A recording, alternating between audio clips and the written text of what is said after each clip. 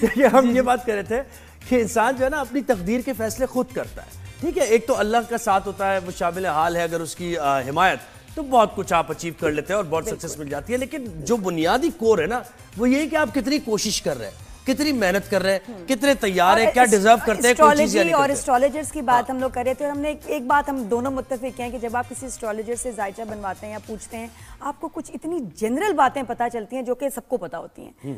और वो जो हम सोच रहे होते हैं ना कि कल ये होगा, आगे ये है, जो इस तरह की प्रेडिक्शंस की हम एक्सपेक्ट कर रहे होते हैं, वो भी नहीं मिलती। और कभी कभी इतनी जनरल बातें होती हैं जो हम कहते हैं यार अच्छा फिर ऐसा क्यों? ऐसा भी होता है, वो तो लेकिन ऐसा भी होता है कि बहुत से एस्ट्रोलॉजर बहुत अच्छे होते हैं और वो बड़ी सही प्रेडिक्शन करते हैं और उनमें से एक ही हमारे साथ होते हैं सामिया खान साहिबा। जरूरी है कि हिसाब लगाने वाली शख्सियत है कौन? जी, सामिया खान साहिबा ने हमें ज्वाइन किया। अस्सलाम वालेकुम सामिया जी, आवाज आ रही है? अस्सलाम वालेकुम जी। वालेकुम सलाम। कैसी हैं सामिया? आप ठीक हैं? बड़े से बात हो रही है आपसे।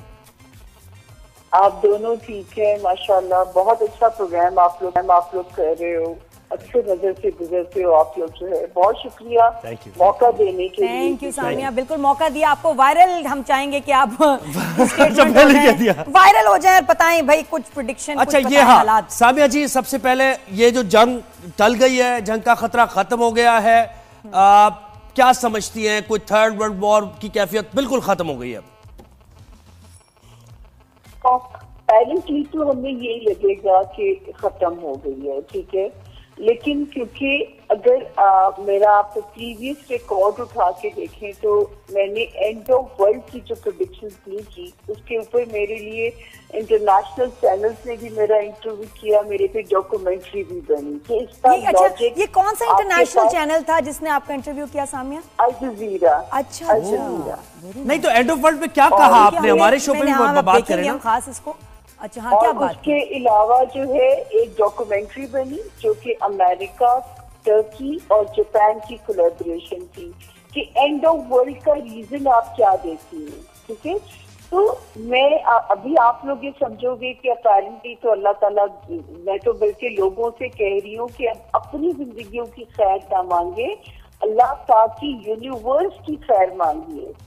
क्योंकि फिर मैंने पिछले साल या नए साल की पेशगोइयों में कहा था कि इस साल के सेकंड हाफ से फुलझड़ियां शुरू हो जाएंगी, इस किस्म की छोटी छोटी फुलझड़ियां जैसे होती है, और उसके बाद जो है 2026 के, बल्कि एक डेट दी थी मैंने कि जो मेरे सुनने वाले हैं वो वाकिफ है इस बात से कि 25 मई 2025 के बाद से जमीन से, दुनिया से जो है वो सुकून उठना, जमीन से सुकून खत्म होना शुरू हो जाएगा और 2026 प्रॉपर थर्ड वर्ल्ड वॉर की शक्ल इख्तियार कर लेगा।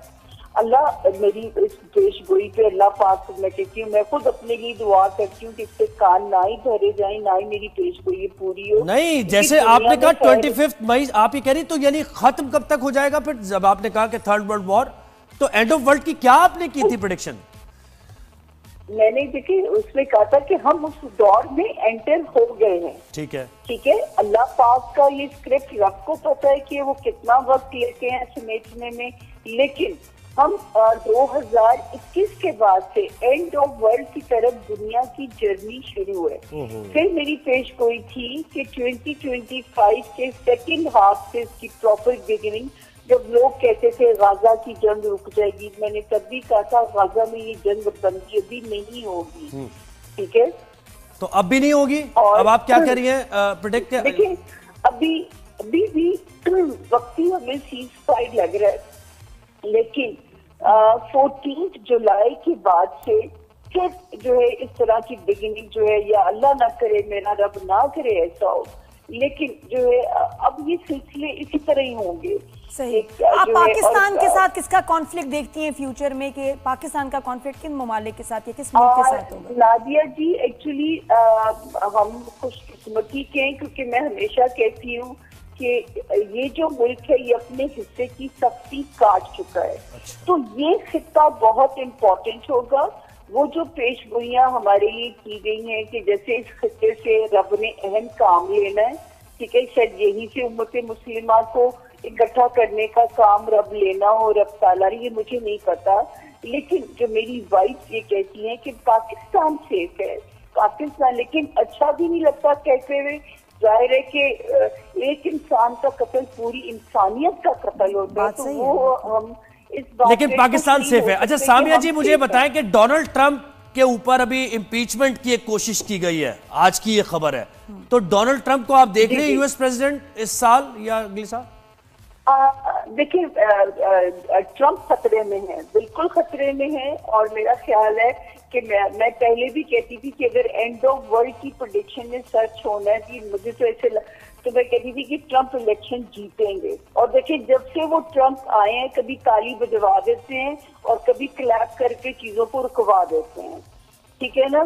तो ये मुझे नहीं लगता, जैसे मैंने जब अभी पाकिस्तान इंडिया की शुरू हुई थी तो 1 मई को मैंने लाइव शो करी थी, मैंने उसमें कहा था कि मोदी साहब अपने ही इलाके में जो है उनके बदनामी होने जा रही है, वो अपने ही कंट्रोवर्शियल होने जा रहे हैं।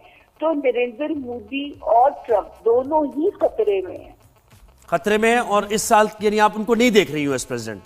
मुख्तसरन मैं तो दुआ करूंगी, अगर आप लोग दुनिया में अमन चाहते हो तो नहीं, ये दुआ तो छोड़े ना, दुआ की बात थोड़ी हो रही है। बिल्कुल।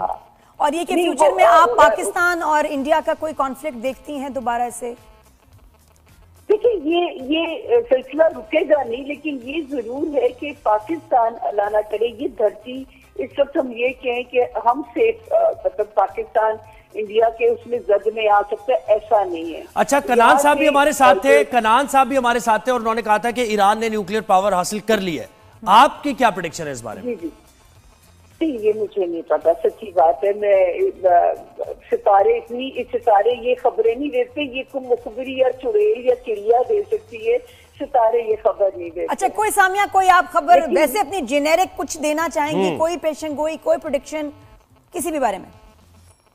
देखिए, अभी भी 14 जुलाई से खतरा मौजूद है। और मैं सिर्फ यही कहना चाहूंगी नादिया जी के पहले तो मैं कहा करती थी कि अपने अपने किबले दुरुस्त कर लें। अब मैं कहूंगी कि प्लीज अब तो दुनिया की खैर मांगिए, क्योंकि ये हालात अब रुकेंगे नहीं।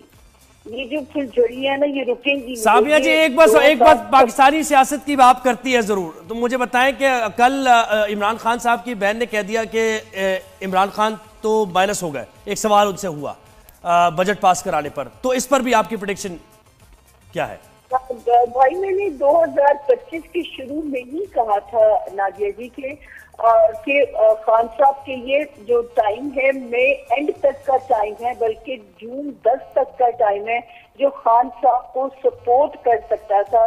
लेकिन मुझे कभी कभी लगता है, मैंने ये कहा भी कि उनके लगते हैं उनके कायदीन ही नहीं चाहते कि उनको रिहाई दिलवाई जा सके जो है। और मैंने उसमें ये भी कहा था कि अगर ये कोशिश इनकी नाकाम हो गई तो पहले मैं खान साहब की ये 2023 में एक जुमला इस्तेमाल करती थी कि मुझे वो आइसोलेशन में नजर आते हैं। और 2025 में मेरा जुमला था कि अगर ये कोशिश इनकी 10 जून तक नाकाम हो गई तो फिर मुझे खान साहब गुमनामी के फेज में नजर आते हैं। तो अल्लाह ना करे, मैं अभी भी अपनी बात को, ये इल्मी अंदाजे हैं, ऑथेंटिसिटी कभी मैंने नहीं कहा। नादिया जी मेरा रिकॉर्ड जानती हैं कि मैं हमेशा कहती हूँ कि ये गैर फैल नहीं है, ये एक अल्लाह के अंदाजे गाइडेंस है, गलत भी हो सकते हैं।